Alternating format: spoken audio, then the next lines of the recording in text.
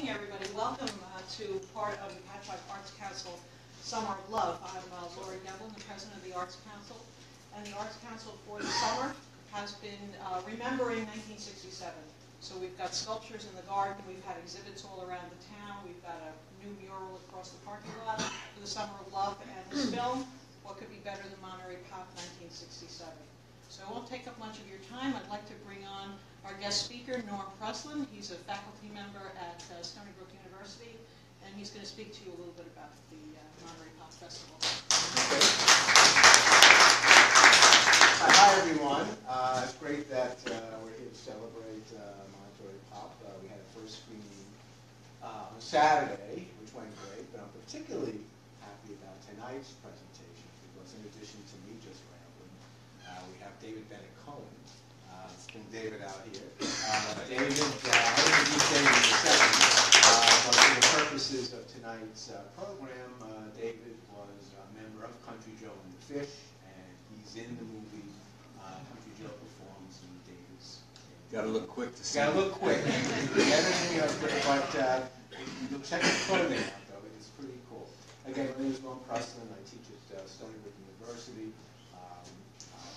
Very involved in the Long Island Music Hall of Fame. As a matter of fact, David is the most recent recipient of our Long Island Sound Award, just this past April, I guess it was, for his contributions to the music scene and community on Long Island. So a round of applause for David.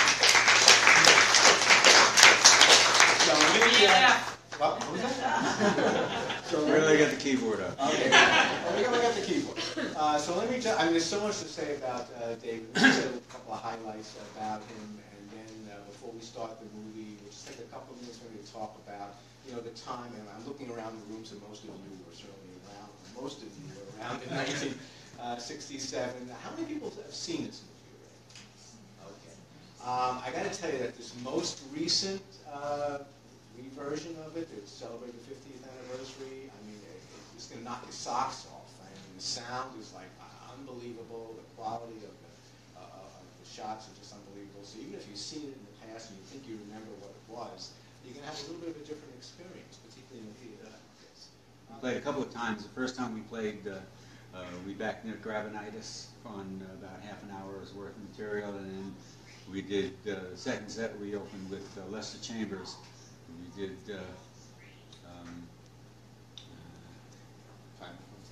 was it? The Time Won't Come Today?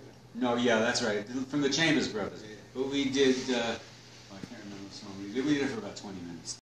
So we thought we would just take a couple of minutes maybe to set the stage a little bit. I'll just kind of give my sense of, you know, my recollections of the time, and David will take a few minutes maybe to talk about his experience being told about this festival leading up to the festival itself. So again, the Monterey Pop Festival happened June 16th to 18th, 1967. So if you remember that time period, Sergeant Pepper Festival was 16th and through the 18th.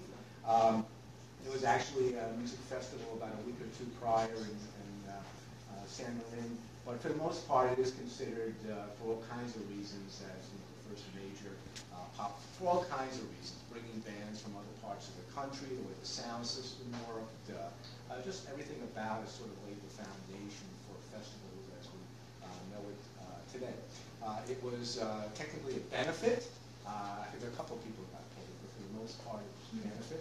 The people that put it on, Lou Adler, you know, John Phillips, whose mom was in the pop business, part of it, Derek Taylor, Beatles publicist, and so they got it together, and again, the time was the Beatles, you know, Sgt. Pepper and FM radio was kind of starting in the San Francisco Bay Area, 66, 67, things were changing. The English bands, you know, we had gone through, you know, obviously the Beatles, we had Herman's, you know, all those groups, and now you started to have some of the other types of English bands coming in, and it was a very heady time, and so it was a perfect moment, I guess, for the festival to take place. So let me have David maybe talk a few minutes about how, as a member of Country Joe and the Fish, they found out about it and prepping to get to the festival. So, Norman makes it sound like it was some elaborate thing, but usually the manager told us where we were playing and we went there. So that was the only preparation we had. However, Norman mentioned the Magic Mountain Music Festival, which was a few weeks before that in Marin County on Mount Tamalpais. By the way, was anybody here at Monterey Pop? No, right? Well, you guys did. All right, just curious. So there was this. I'm not sure who put it on because we were in Seattle. We were doing a tour of the Northwest, and we got a call from our manager who said he's booked us into the Magic Mountain Music Festival. It's very important for us to do it. We have to squeeze it into our very busy schedule, and he's arranged for transit. We're in Seattle. We finished our gig. We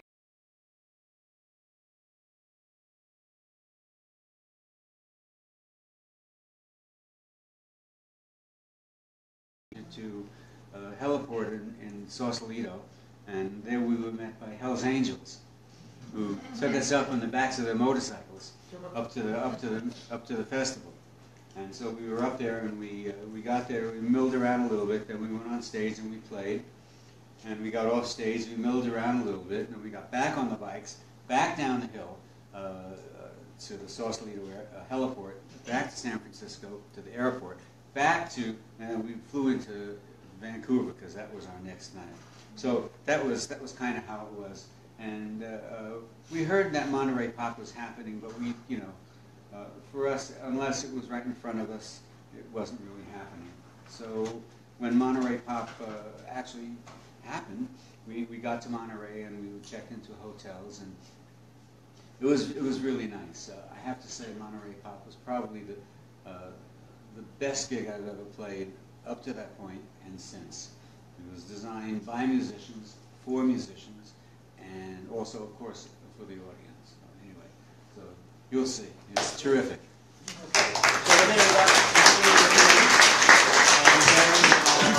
it's over, we'll take some questions. Open air backstage, and closed circuit TVs. It was really actually very nice. It was one of the best backstages I'd ever seen up to that point, and in terms of just the ambience back there, it was open air, and it was a chilly night because it was Monterey, but it was clear, and backstage you could, there's just everybody who performed, you see people that were there, was just hanging out backstage and mingling and talking and becoming friendly, and realizing that there's a lot of similarities between the two factions, so to speak. It was just interesting. The Mamas and the Papas, they really rarely toured, and so whenever they played, they would bring these studio musicians that they would use on the records. So that's why their set was so professional. And Otis Redding, he later on wrote Otis Redding. What they usually did, they start in January, and they start touring, and then they tour all around the country, and then in December they take 2 weeks off for Christmas, and then they're back in Memphis. So that was part of their tour. They were just very, very tight. The San Francisco bands were not very good. You can hear Big Brother and the Holding Company, even though Janice just was incredible. The band itself was a little over tuned, and maybe a lot of tuned. But they had passion. It was really wonderful performance. One of the things that I realized over the last century is that when we started playing, we didn't really know what we were doing.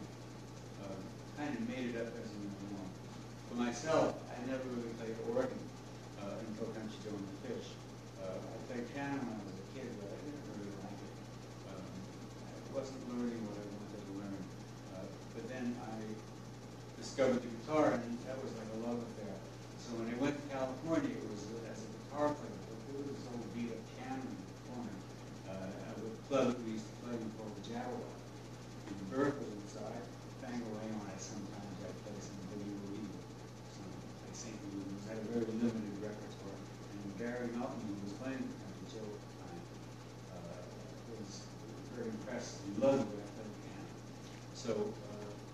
Highway 61 came out, the village record and Oregon, which was so prominent, and Joe decided he wanted Oregon to band. So Larry said, well, David? Of course, I never played organ.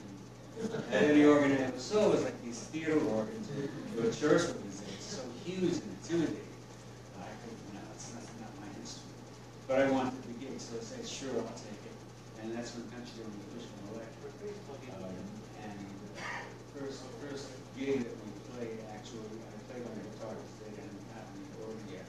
And then they brought me this Performace organ. Funny instrument. And but it had all these buttons. And each button had a different name. One said flute, one said oboe, one said saxophone, and you press the buttons, and nothing really happened. The only control I had was the volume. But I learned how to play it because I stole my guitar licks, and I didn't know what I was doing. So I would get these reviews with like interesting style. I didn't know, but eventually I learned how to play it, and then eventually I went back to the piano. That's my main instrument these days. But looking at that, does anybody have any questions? Yeah, questions for you. Yes. Going back to then, you stayed the whole festival? You did all 3 days? Oh yeah. Okay. And back then, who impressed you the most? And looking back at it now, 50 years, who impressed you the most? Well, who you most enjoyed? Okay. We were standing, I remember standing backstage with my friend Roy Blumenfeld, the drummer from the Blues Project, and a few other people, and just sort of standing backstage and, maybe passing marijuana cigarette or just, just sort of moving. And at one point, we all started tapping our feet, and we just, the conversation ended, and we just sort of gravitated towards, we were on the stage, backstage, and we just sort of gravitated towards the side of the sort of see what was going on. It was Otis Redding. It was actually between the MGs and with the Barcades on the horns. So it was very just incredible, man, just incredible. So they were very impressive.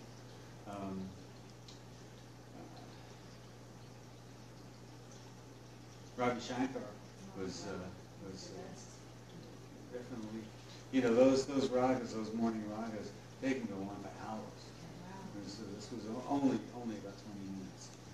So it's okay. The Grateful Dead played. They're not in the movie. They didn't sign the release. There's been I don't know how. Has this been shown across the country? Oh yeah. This is. Did you get good response on the West Coast? Oh yeah. It's a good response wherever it is. It's a good movie actually. It's nicely done. Do you ever meet anyone that goes and says, "That's me. I was there. That's me"?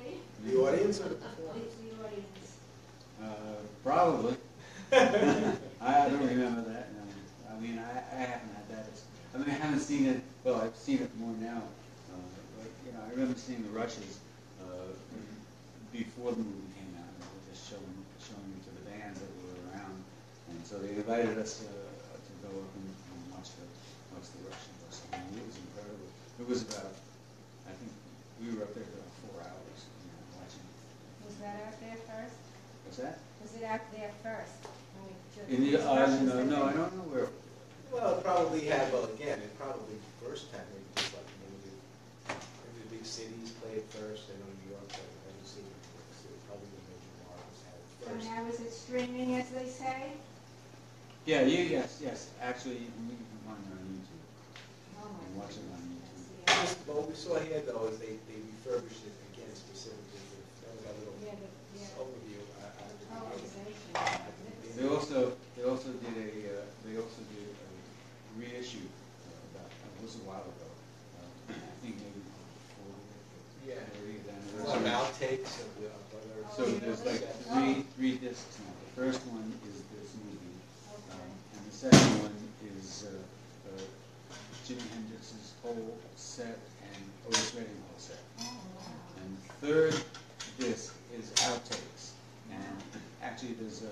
another country Joe and the Fish show, song that we did there, and there's a blues project played in that one. I think maybe because the electric flag wasn't in it, so all you saw was my belief.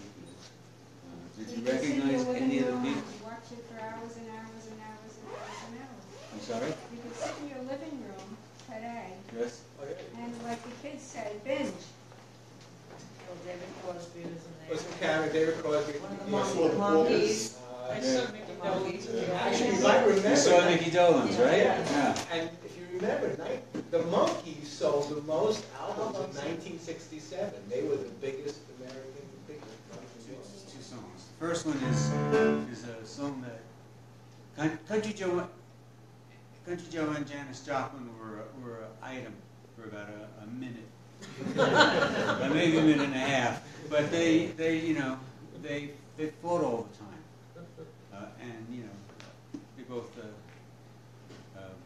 very headstrong stars, all on the rise, competing. Anyway, and plus their personalities were very combative, so they fought all the time. And Janis, but Janis really liked Joe, and Joe really liked Janis, but it was just not destined to be. Janis said to Joe, "Would you write me a song before we split up, so we can do it?" So Joe, because Dick Ravenitis had written some songs for Janis, and the band had done it. So Joe wrote the song called Janis, and he gave it to her, and I had no idea what to do with it. So we recorded it, and so I still do a instrumental version of it, which I sort of kept going because I liked the song, and I played it at Janis's memorial when she passed away. Anyway, it's a song called Janis.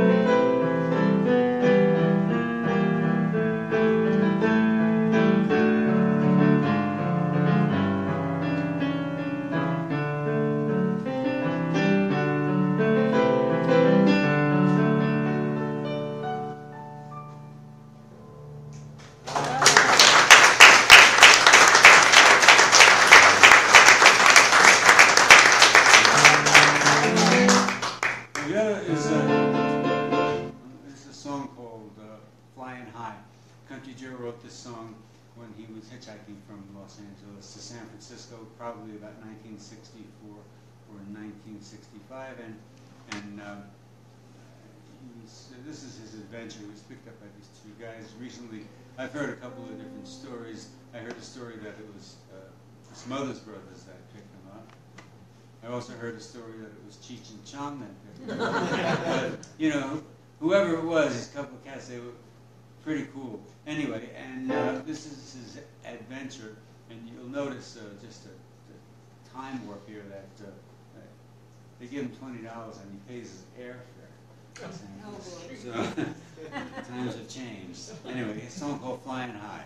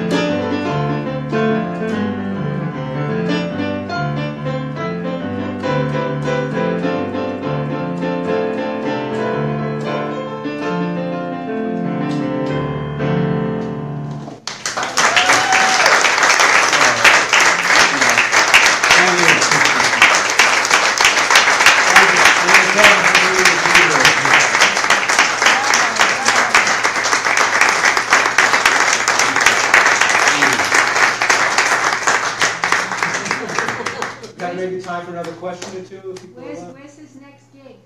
And that was going to be my last question. But before we get to that, any other questions? You mentioned Nick Rabinaitis. Is he still singing? Oh yeah, Still working? he sounded great. He's kind of semi-retired, but and he's still grouchy. But he's fabulous. Yeah. Other questions? He's not playing much. He's not playing guitar, but singing is great. Question in the back. What about Country Joe? Country Joe just retired, officially, again.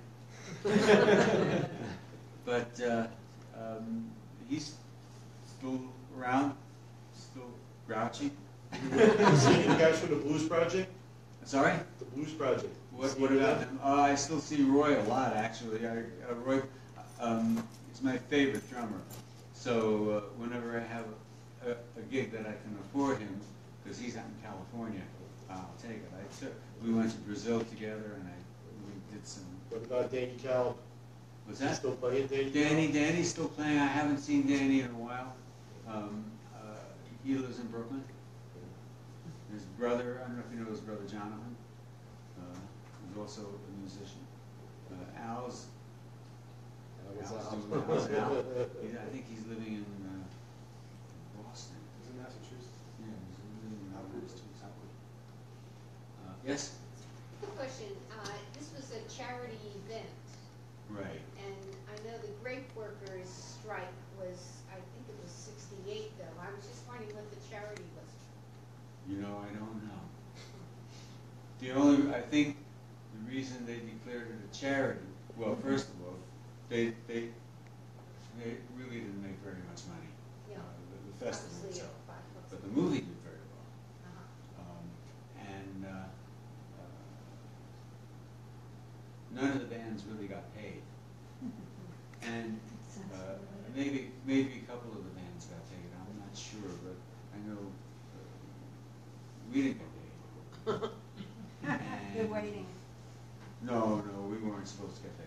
And we also all the bands signed a rider saying that it was okay to use us in the movies. But the Grateful Dead didn't sign it, so that's why they're not in the movie. I don't think they're in the Outtakes movie either. One last question. Was there technically a headliner in that whole? Technically a headliner. Well, there was the Mamas and the Papas. They were kind of the royalty, and I don't know about the headliners.